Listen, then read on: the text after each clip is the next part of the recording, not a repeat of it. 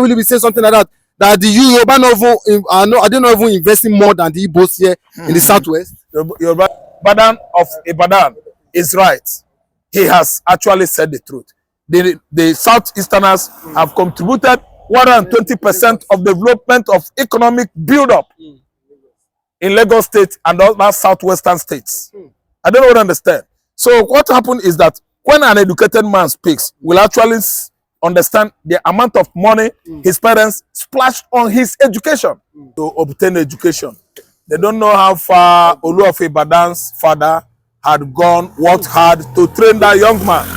That young Oba now, yes, he's an educated man. He's the most educated Oba in the southwestern Nigeria now is Oni of Ibadan. Abi, very young man, very educated. He read history.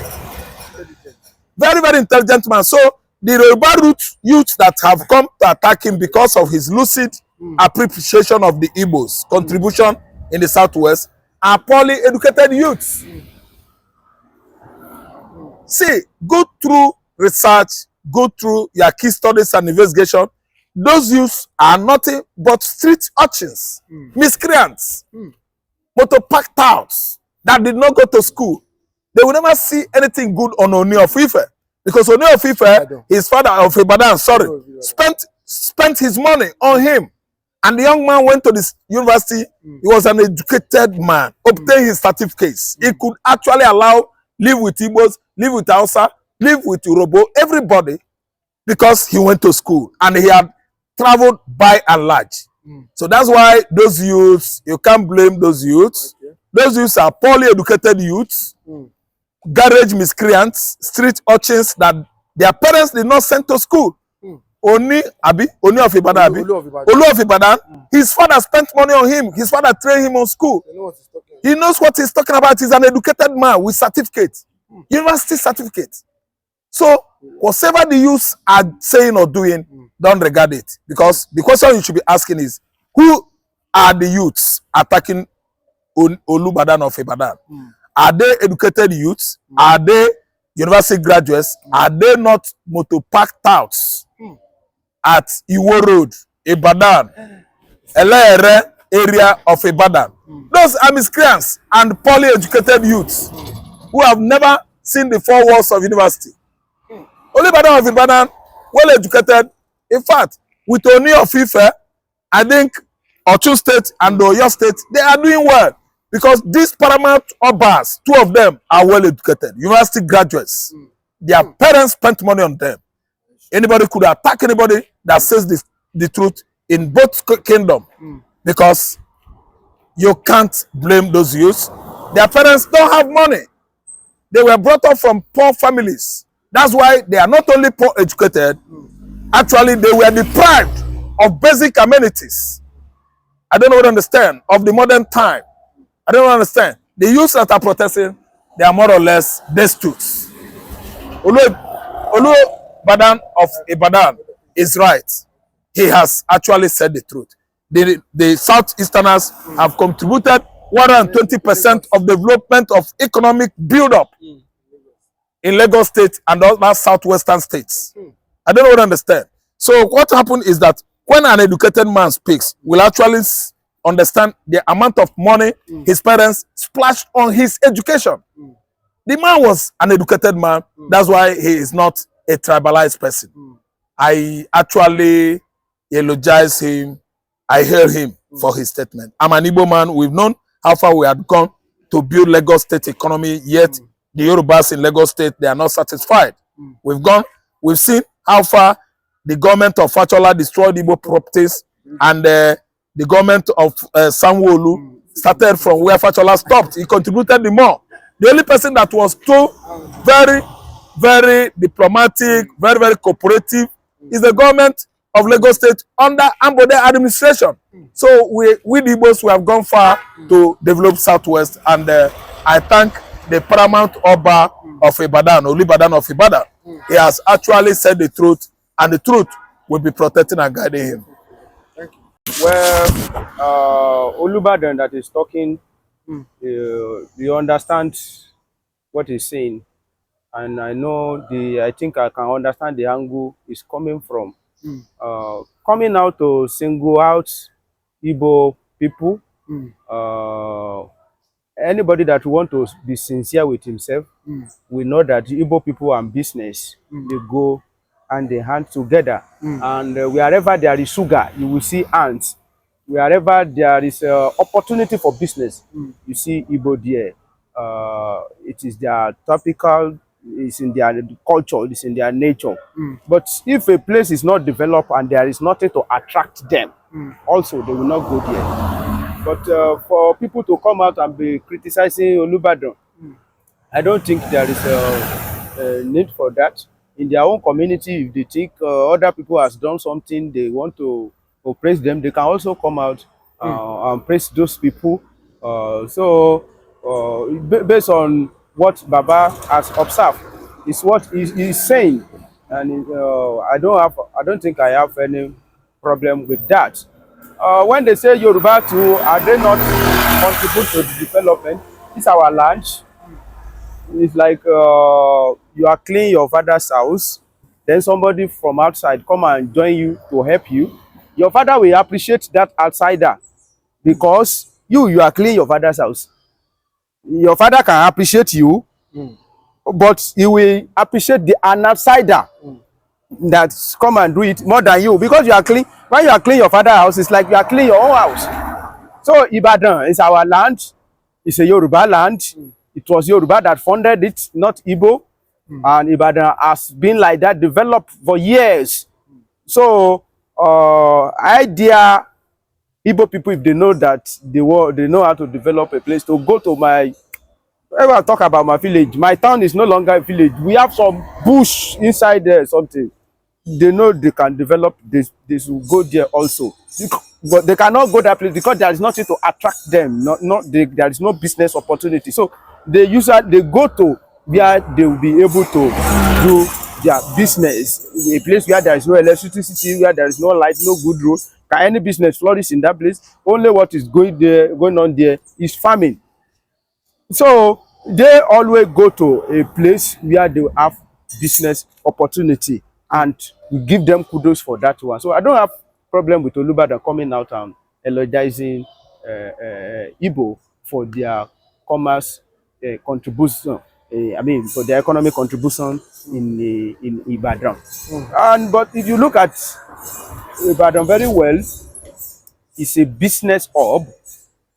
Come and see Gbagi market, you see Yoruba people selling clothes, Igbo people selling clothes, everybody. Even in their own way, Fulani and Hausa, they have their own parts in economic growth, because when you talk about a place that is more popular for cow, you think of Ibadan. And what are the people that rear cow? You want to talk about perishable food crops like tomato and all this kind of a thing. You talk about of Ibadan. And where are the people, where are all these things coming from? They are coming from north. So now it's based on relationship and observation that make Olubanda to come out and single out Igbo people for their development. And let me tell you, the problem is that we like propaganda. If you go and read the full story of this thing now, you will see that it's either maybe Igbo people pay visits to Olubanda. You understand what I'm saying? Or Olubanda find himself in a gathering where Igbo people gather, and he just talk about Igbo. People, they will not read what actually prompts him to say something like that. So if Igbo people are doing something in Lagos, because somebody just asked me that, can Oba Akeolu say something, the same thing like that with Igbo people? And I say that one is based on relationship. There is no, except you want to pretend. If Igbo are doing something, or he find himself in the gathering of Igbo, or Igbo invite him, or they visit him, he refused to say something like that and acknowledge something like that. It's being economical with truth. So that's why I say maybe it's based on relationship. Go and read that thing very well. It's not that Olubanda wake up one day and he started saying something. It's based on relationship. But when Fulani don't have good relation with the Oba, or you will say it's not talking about Yorubas. Yoruba, they are home, they are at home. So any business, you cannot compare them with somebody that come all the way from Southeast to come and establish in Ibadan. So Oppose that's those my. that we continue to help them kill innocent Biafran, to help them continue to source you, the foreign entity that is milking the resources, the oil reserves, the oil that is in Biafran land. I know you don't want to be a part of that. I know they won't tell you that, but that is exactly what the Nigerian state, headed by President Tinubu, is doing. With the defense chief, Christopher Musa, that is exactly what they do to the killing of innocent Biafrans between November and today. By taking away our prime minister, the head of state of the United States of Biafra, allowing the reintegrated terrorists by Christopher Musa to jump into Biafra territory and kill a lot of innocent women, children, and indigenous Biafrans. Killing lots of Christians for nothing. Just because Christopher Musa wants to continue to milk our oil and send it to Europe. We are calling on Finland to release our Prime Minister Simon Ekpa immediately. He has not committed any crime except fighting the Nigerian terrorists that are sent into our land to kill us and their agents. We have their agents in Biafra land that goes to point to the terrorists where Biafrans are living. All right. So yesterday, there was a Zoom meeting for the Biafran cabinet where Dr. Mrs. Ngozi Rabeze said a lot of things. Yes, a lot of things that honestly you would love to hear. But that one being aside, I came back this evening and I wanted to take some updates. And I got an information that the X handle, that is the Twitter handle of Dr. Mrs. Ngozi Rabeze, has been suspended. Yes, as you can see on the screen, it has been suspended. Well, up till now, we have not known the reason. Yes, whether if it is violation, all this Elon Musk technology, whether she posted something that violates the platform, or is it that somebody somewhere is working something.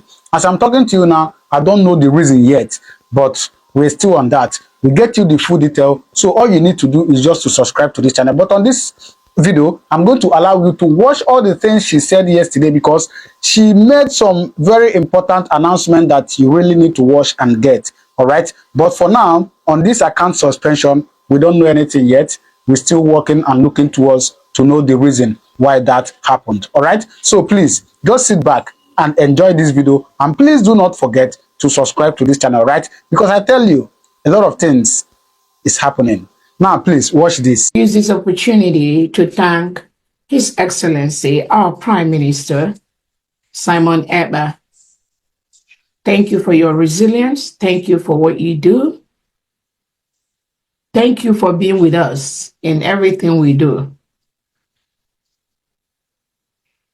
I also want to use this opportunity to thank our leader, Mazi Nnamdi Kanu,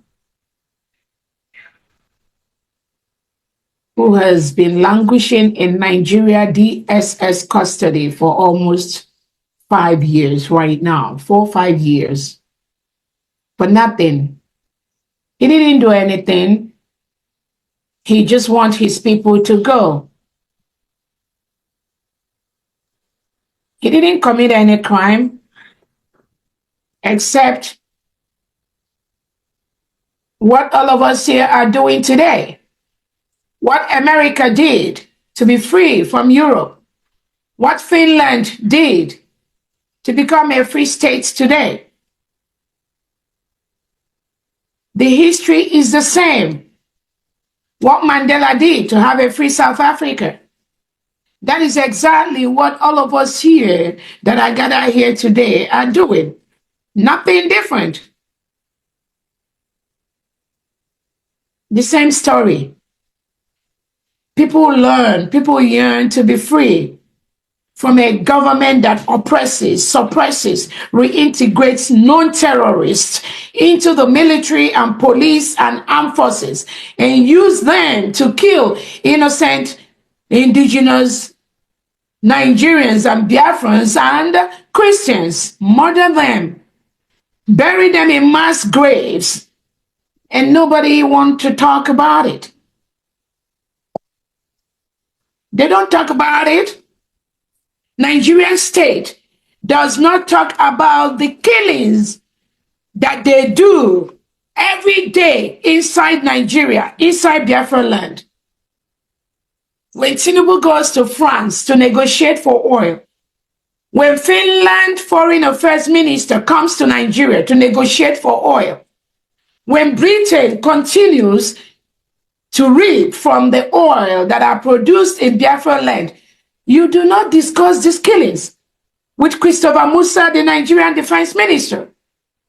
No, he doesn't tell you this. He tells you that Biafrans, we are separatists, we are terrorists, we are killing people, we are, they use all derogatory and criminal names to define us. That is what the Nigerian state do to their foreign counterparts that are part of the criminality and murder and genocide going on in Biafra territory every day. If you are a foreign state, a foreign leader, and you have any business to do with Nigerian state, you should be ashamed of yourself. And you must know that you are participating and encouraging the killing of innocent men, women, and children, not only in Nigeria, but also in the Biafra territory. You should be ashamed of yourself. And Biafra has been declared because of this genocide, because of these killings. Today, Biafra is a sovereign nation, and we must defend our territory. So I'm using this opportunity to call on any world leader that are negotiating, that is benefiting from the oil reserves of Biafra land. From today, you need to stop. You need to quit. Because you cannot continue to reap from us while the Nigerian state reintegrates non-terrorists and ship them to our land to kill us, because we are just voicing out our opinion. Because we are trying to develop our land, because we want to make Biafra a better place. We want our people to live just the way your people live in Finland, live in Europe, live in America. That is what we aspire for our people. So if you are part of the Western country milking the oil from Nigeria, which comes mostly from Biafra land, you are part of the genocide of killing innocent Biafrans who wants to have a better life, just like you and your children are having. That is what all of us are fighting for. That is all we fight for. It is a basic right for self-determination. We have a right to rule ourselves. We do not want the criminals that are heaped on us by the Nigerian state during elections. Ballot boxes are stolen away.